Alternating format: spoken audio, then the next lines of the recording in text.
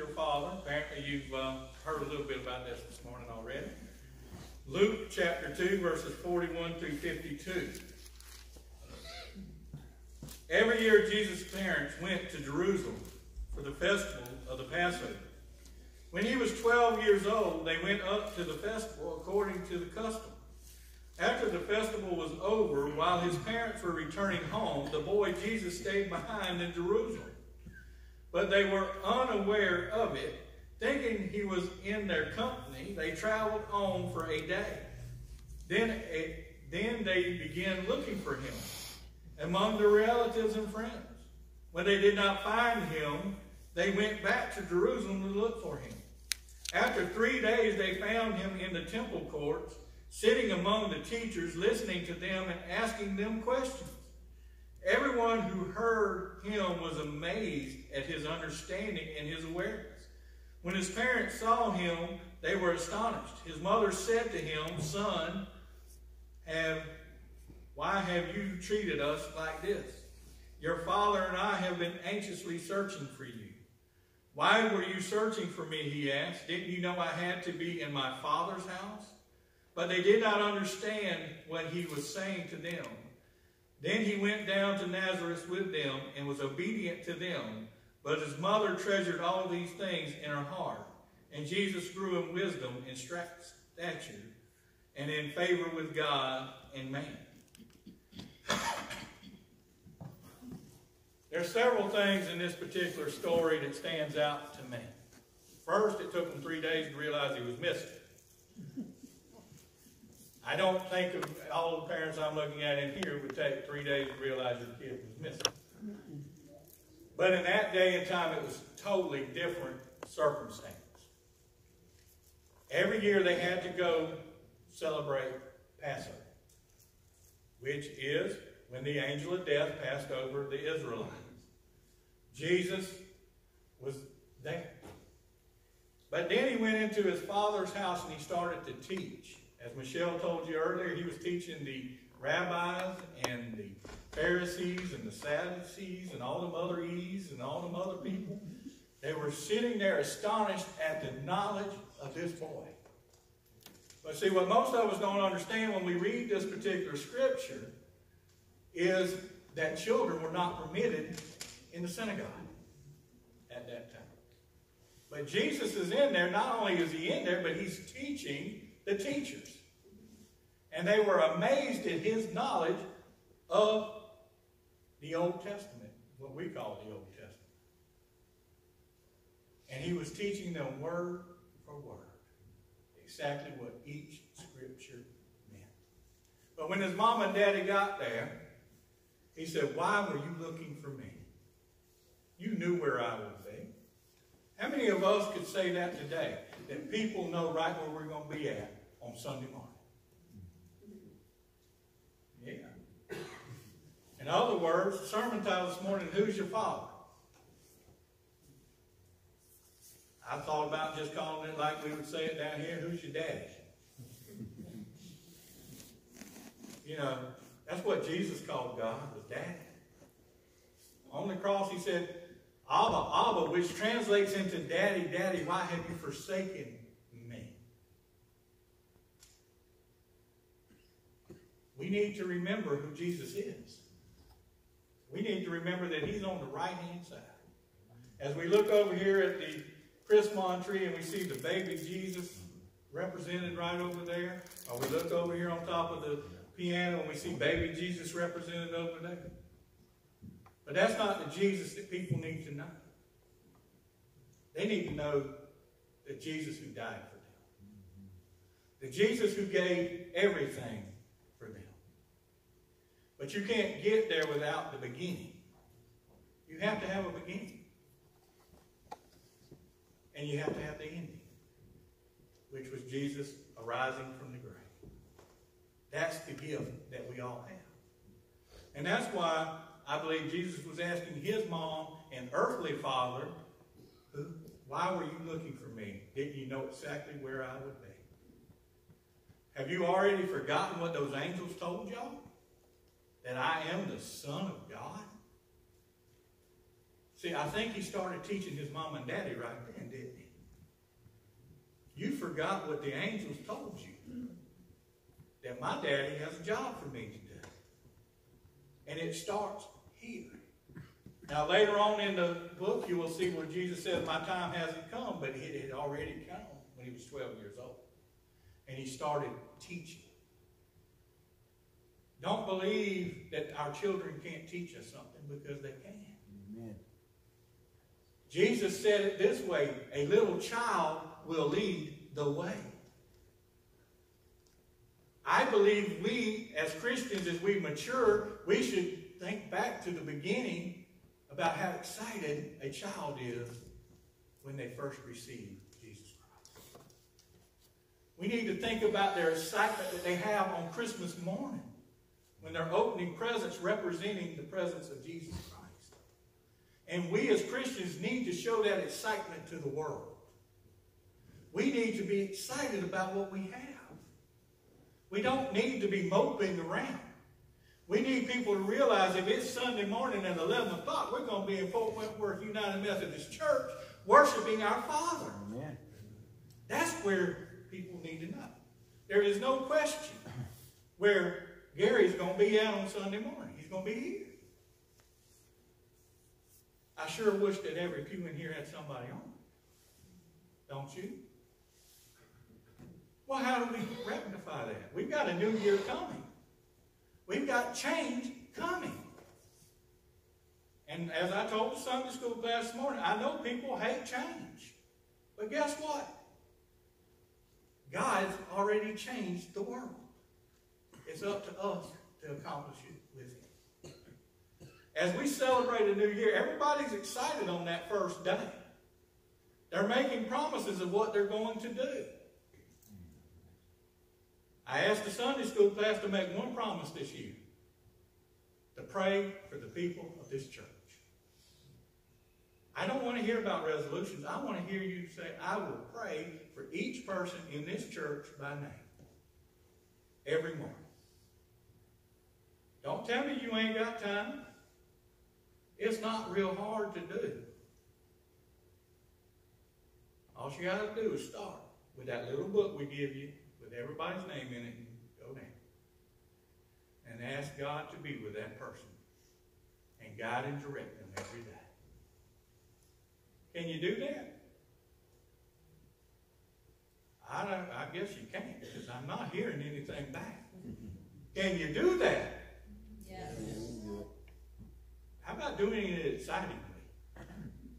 Because y'all sound like a bunch of people who stayed up too late watching Alabama destroy Oklahoma to me. It was a pitiful football game. You should have been sleeping and getting ready to be in your father's house this morning. Amen. We need to be as excited about God as they are about those silly football games. Amen? Amen. Why aren't we as excited about being in our Father's house?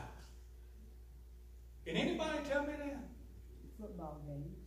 No, that's not got nothing to do with why we're not excited about being in God's house. We're not excited about being in God's house because we forgot who he is. We forgot that God is the Lord and Master of all. This world has put everything else in front of God but God. And we, as his representatives, his ambassadors, it's our job to get it back to the way it was. Are you willing to do that? Yes. I'm telling you, all you got to do is start praying. If you start praying for people by name, God will hear your prayer. You pray it every Sunday. Our Father, who art in heaven, hallowed be thy name. Thy kingdom come. Thy will on earth as it is in heaven. His will on earth as it is in heaven. You know what his will in heaven is? Perfection. For you to worship and be with him every moment of the day. That's what you're going to do when you get to heaven. Why aren't we doing it here? Mm-hmm. You want to end this year right? Spend it with God. Mm-hmm. You want to start next year off right? Spend it with God. That's my plans. They don't change. We need to spend more time with the man who gives us everything. Amen. We need to be excited about the man who gives us everything. Amen. We need to be like David. Amen. No, David, I love it. I'm not picking on you. I love it. We need more of that in our churches. We need people to be excited. I was walking through Walmart the other day and I just had to say amen. You know, some of y'all are old enough to remember when Kmart was still a store.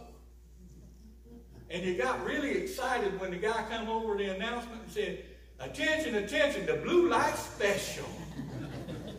People would get excited and wait for that man just to say where that blue light special was at.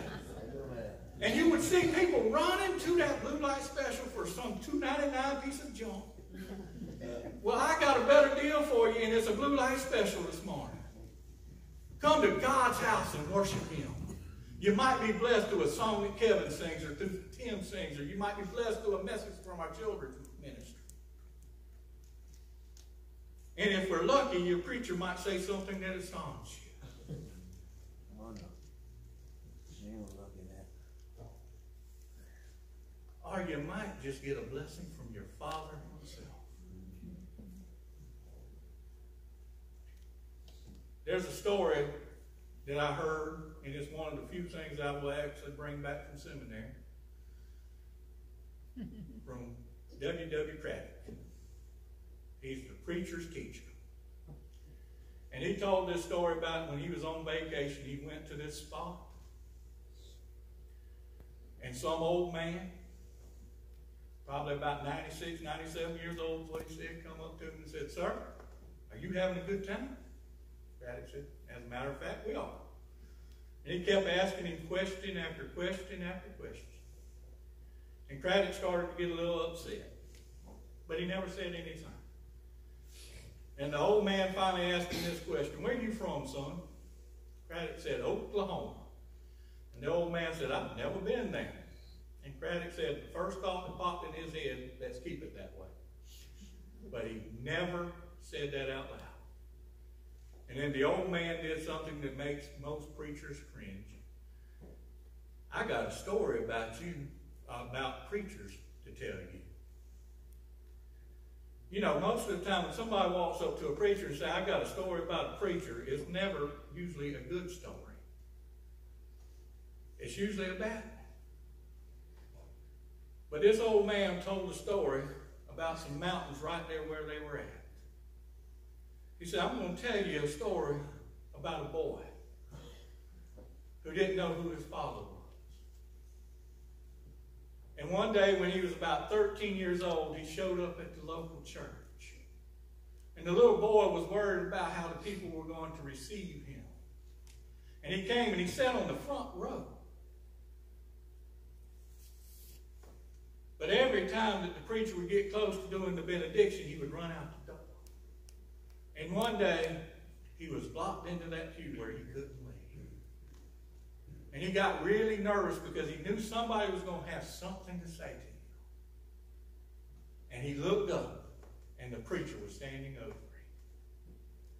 And all of a sudden, the preacher reached out and put his hand on his shoulder and said, "Boy, do you know who you are? Do you know whose child you are?" And the boy started to stutter. And he kept stuttering. And the preacher said, "You are." And he stuttered a little bit himself. And then he went again and said, "You are a child of God. That's who your father is." See, he didn't know his earthly father. But on that day, he got to know his heavenly father. Because that preacher went up to him and said, "You got a daddy. And his name is God." Well, the rest of that story is he became a very famous preacher by the name of Ben Hopper. Ben Hopper was one of the preachers who helped guide Billy Graham. Ben Hopper may not be as well known. But without him realizing that day when he was 13 years old in God's house, Billy Graham might not have become the man he was.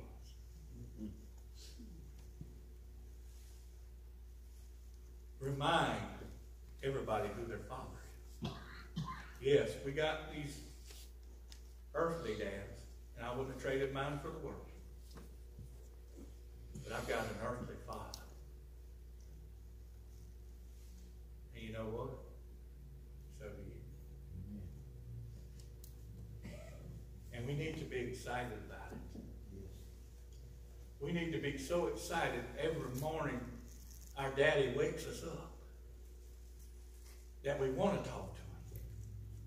That we want to spend time with him, not just for the people who are able, but for the people who are not.